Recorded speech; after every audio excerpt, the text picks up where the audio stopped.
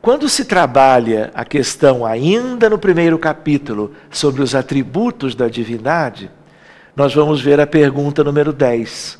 Pode o homem compreender a natureza íntima de Deus? E a espiritualidade responde o que nós já podíamos antever. Não. Falta-lhe para isso o sentido. Ou seja, no fundo ainda falta para nós muito.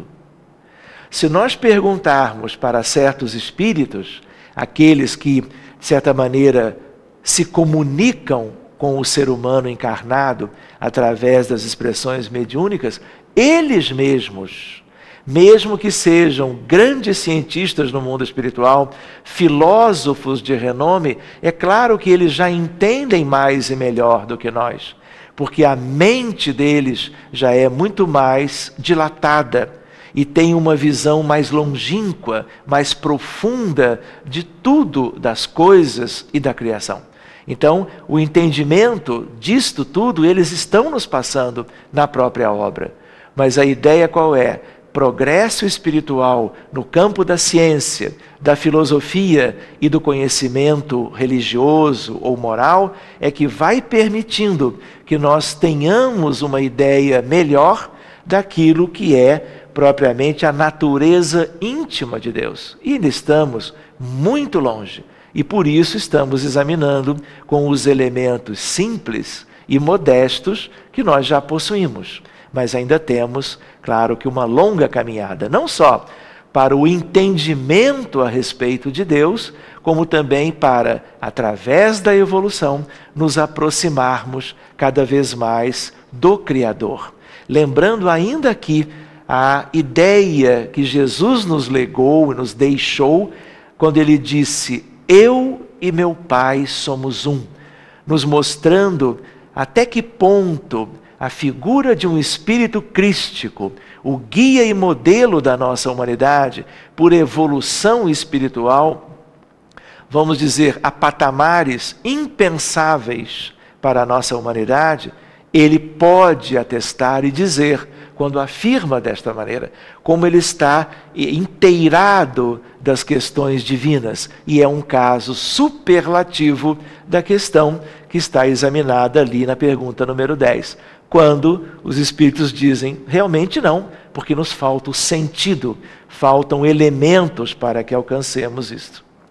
Na pergunta número 11 da obra, nós vamos ver, será dado um dia ao homem compreender o mistério da divindade? Por que mistério?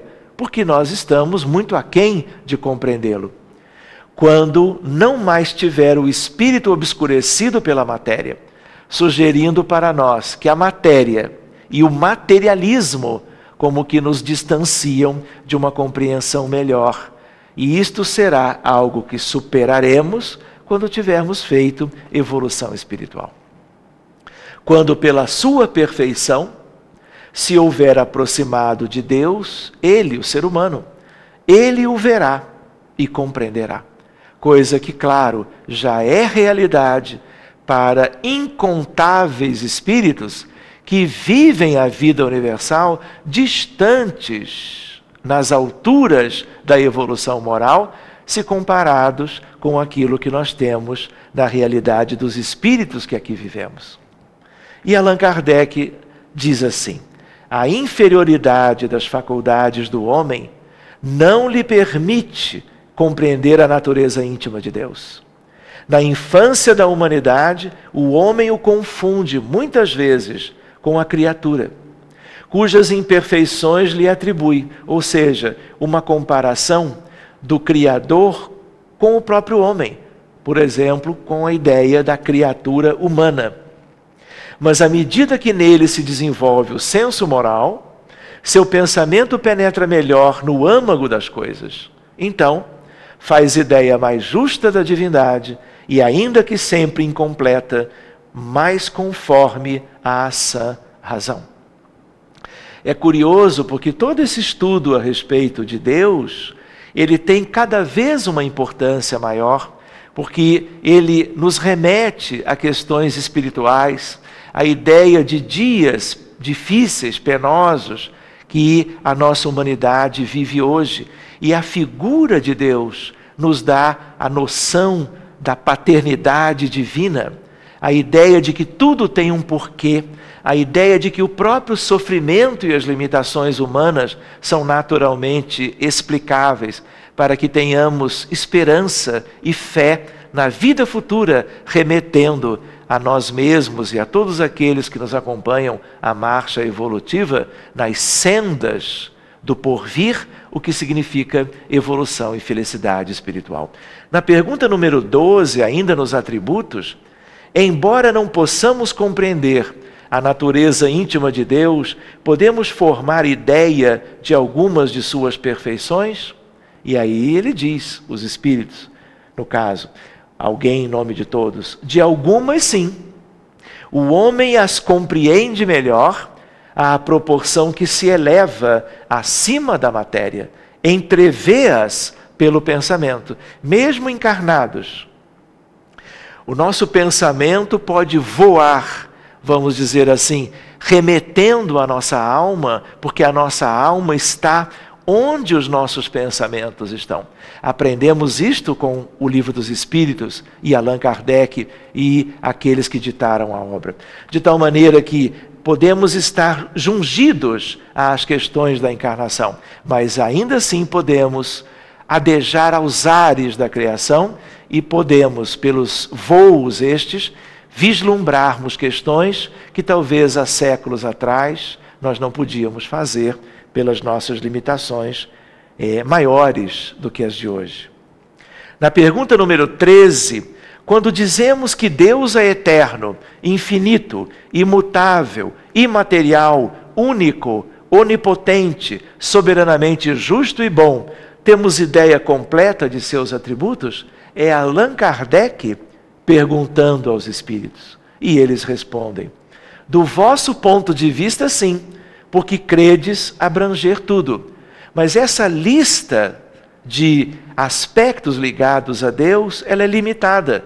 Mas na condição que era daquela época e é praticamente a mesma hoje em dia, nós podemos já ter uma ideia muito melhor do que tínhamos antes disso. E aí ele diz, complementando: sabei, porém, que há coisas que estão acima da inteligência do homem mais inteligente, as quais a vossa linguagem, restrita às vossas ideias e sensações, não tem meios de exprimir. A razão, com efeito, vos diz que Deus deve possuir um grau supremo, em grau supremo essas perfeições. Porquanto, se uma lhe faltasse, ou não fosse infinita, já ele não seria superior a tudo, não seria, por conseguinte, Deus. Para estar acima de todas as coisas, Deus tem que se achar isento de qualquer vicissitude e de qualquer das imperfeições que a imaginação possa conceber. Então nós estamos, vamos dizer assim, no contexto limite de tudo aquilo que na realidade nossa de hoje nós podemos vincular à figura de um Deus criador de tudo e de todos. Nesses atributos da divindade, nós vamos passando eles todos em revista, não são muitos, e nós nos prendemos àqueles da própria lista da pergunta do codificador. Deus é eterno. Se tivesse tido princípio, teria saído do nada, ou então também teria sido criado por um ser anterior. É assim que, de grau em grau, ou de degrau em degrau, remontamos ao infinito e à eternidade. Deus é eterno. É imutável. Se estivesse sujeito a mudanças, as leis que regem o universo, como que divinas, nenhuma estabilidade teriam. É imaterial. Quer dizer isto que a sua natureza difere de tudo o que chamamos matéria. Por isso, na pergunta aquela referida antes, numa outra videoaula, ficamos com a ideia. Qual era a resposta? O que existe no universo? Espírito, matéria, fluido cósmico universal e Deus como algo à parte de tudo isto. quer dizer que a sua natureza difere de tudo o que chamamos matéria. De outro modo, ele não seria imutável, porque estaria sujeito às transformações da matéria. É único. Se muitos deuses houvesse, não haveria unidade de vistas, nem unidade de poder na ordenação do universo. A ideia, portanto, que foi como que vivida na história do pensamento e das filosofias, a ideia de vários deuses, a ideia de deuses para diversas questões das questões humanas, e o valor do monoteísmo e, portanto, a visão de um Deus único, como nós estamos examinando, tão bem contemplado no início do livro. É onipotente, ele o é, porque é único. Se não dispusesse do soberano poder, algo haveria mais poderoso e tão poderoso quanto ele, que então não teria feito todas as coisas. As que não houvesse feito seriam obra de outro Deus. Portanto, é soberanamente justo e bom. A soberania providencial das leis divinas se revela assim nas mais pequeninas coisas como nas maiores, e essa sabedoria não permite se duvide nem da justiça, nem da bondade de Deus. Meus queridos amigos, nós vamos finalizando por agora esse nosso estudo e daremos prosseguimento assim que nos seja possível. Que Jesus mais uma vez esteja com todos vocês e que possamos estar examinando cada vez de mais perto as questões relevantes deste livro monumental que dá início à era do Espírito para a nossa humanidade. Muito obrigado.